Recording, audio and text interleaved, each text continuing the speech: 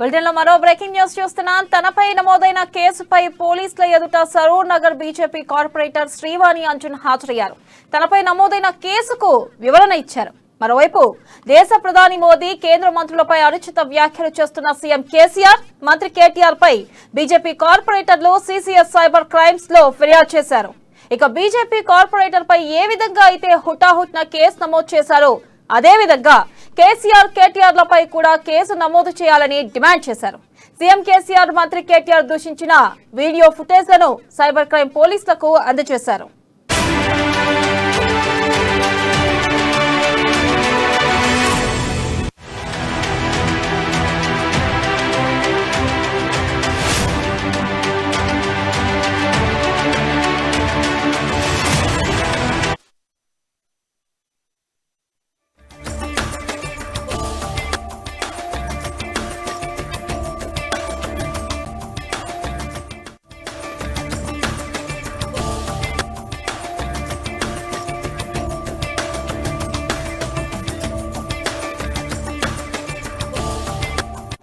Okay, ఈరోజు తెలంగాణ రాష్ట్రంలో ఒక అరాచక పాలన నడుస్తుంది, ఒక నియంత పాలన నడుస్తుంది అంటానికి నిదర్శనం ఈరోజు భారతీయ జనతా పార్టీ కార్పొరేటర్ అయినటువంటి ఆకుల శ్రీవాణి గారు మొన్న ఫామ్ హౌస్లో నలుగురు ఎమ్మెల్యేల కొనుగోలు డ్రామా పైన ఒక చిన్న వీడియో చేసి పెట్టిన దానికి ట్విట్టర్ టిల్లు అంటే వెంటనే భుజాలు తడుపుకున్నటువంటి ఐటీ మినిస్టర్ కేటీఆర్ గారు ఒక కేసు పెట్టించి ఆగమేఘాల పైన మొన్న రాత్రి వీడియో పెడితే ఈరోజు పొద్దునే నిన్న సాయంత్రం పెట్టిన వీడియోకి ఈరోజు పొద్దునే వచ్చి ఎర్లీ అవర్స్లో మరి వాళ్ళకి 41 year నోటీస్ ఇచ్చారు.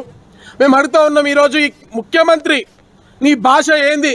ఈరోజు కేంద్ర మంత్రి కిషన్ రెడ్డి గారిని పట్టుకొని ఒక రండా మినిస్టర్ అన్నావు కదా, మరి దానిపైన ఎందుకు కేసు పెట్టకూడదు? బండి సంజయ్ గారిని ఇదే టీఆర్ఎస్ నాయకులు టీపీసీసీ అధ్యక్షులు స్టేషన్కి వచ్చాము.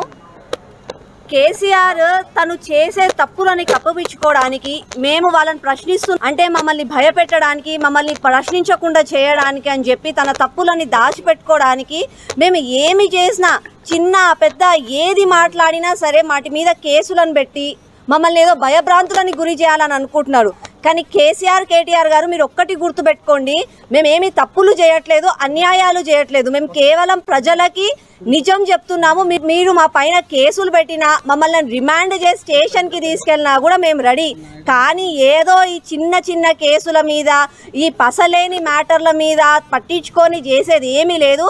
యాక్చువల్గా మేము ఇక్కడికి వాళ్ళ రావడానికి కారణం ఏంటంటే కేటీఆర్ గారి కొంతమంది అనుచరులు తననేదో నేను దూషించాను, సోషల్ మీడియాలో ఒక వీడియో చేసి పెట్టాను.